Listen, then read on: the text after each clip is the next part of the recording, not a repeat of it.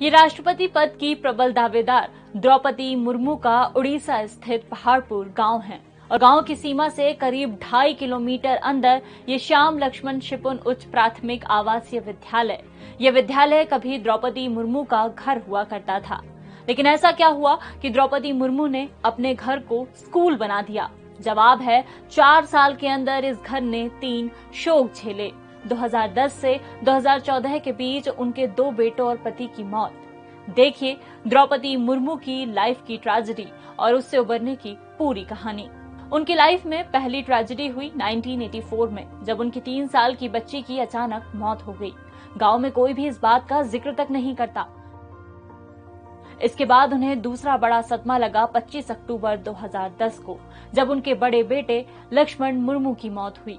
द्रौपदी की भाभी बताती हैं, जब बड़े बेटे की मौत हुई थी तब द्रौपदी 6 महीने तक डिप्रेशन से उभर नहीं पाई थी। इससे उबरने के लिए उन्होंने अध्यात्म का सहारा लिया।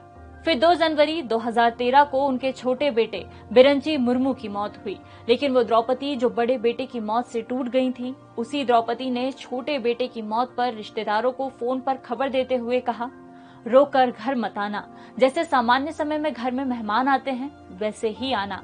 इसके बाद 1 अक्टूबर 2014 को उनके पति श्याम चरण मुर्मू की भी मौत हो गई।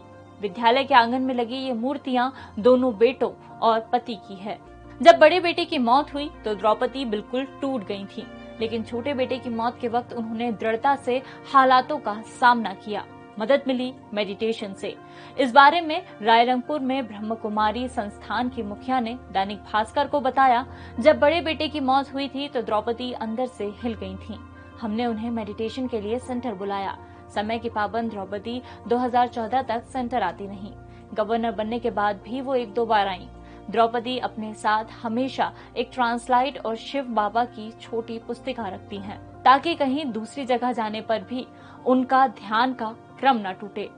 रायरंगपुर के उनके घर में ये उनका पूजा का कमरा है, ठीक बिल्कुल वैसा ही जैसा ब्रह्म कुमारी सेंटर का।